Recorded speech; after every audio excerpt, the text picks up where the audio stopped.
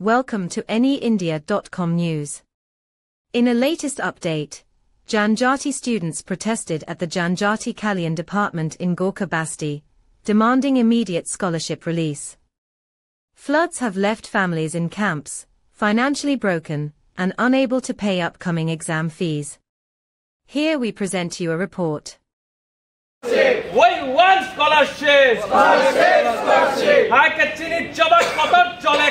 Students from the Janjati community protested at the Janjati Kalyan department in Gorkha Basti, demanding immediate release of their scholarships. The recent floods have worsened their situation, leaving many families in relief camps and financially broken. With the university's announcement that exam fees are due by the 10th of next month, these students, who heavily rely on the scholarships, are now helpless. The delay in stipend disbursement has added to their stress, prompting them to insist on urgent action. The protest reflects their desperation in facing both educational and financial challenges.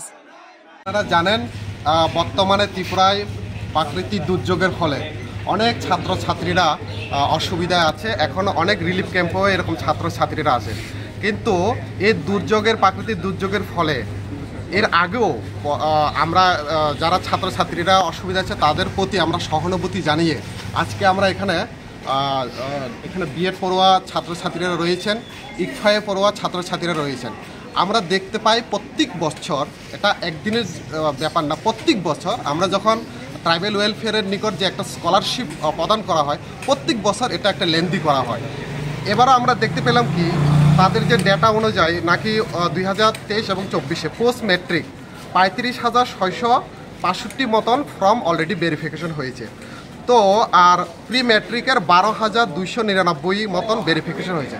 কিন্তু এই 35,000 এবং 12,000 মতন verification হওয়ার ফলেও আজকে আমরা কি দেখতে পেলাম? আমরা দেখতে পেলাম প্রি ম্যাট্রিকে মাত্র এখানে 2,826 জনের স্কলারশিপ প্রদান করা হয়েছে। এখনও প্রায় 9,000 মতন ছাত্রছাত্রী বাকি রয়েছে। আর আমরা যদি দেখি পোস্ট ম্যাট্রিকের যদি আমরা দেখি মাত্র এই 35,000-এর ভিতরে মাত্র 14,000 মতন ছাত্রছাত্রীরা প্রদান করেছে। তো দুর্ভাগ্যের বিষয়, আপনারা জানেন রাজ্যের এরকম কঠিন পরিস্থিতিও, বিশেষ করে আমরা যারা শিডিউল ট্রাইবের অংশের আমরা ছাত্রছাত্রীরা রয়েছি, আমরা এই স্টাইপেন্ডের উপরে নির্ভর করে আমরা বিএড পড়াশোনা করতে লাগে, নার্সিং করতে লাগে।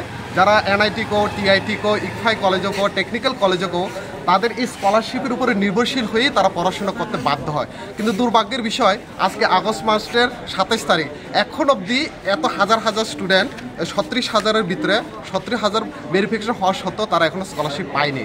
Thanks for watching. Stay tuned for updates, and don't forget to subscribe our channel by hitting the bottom right logo.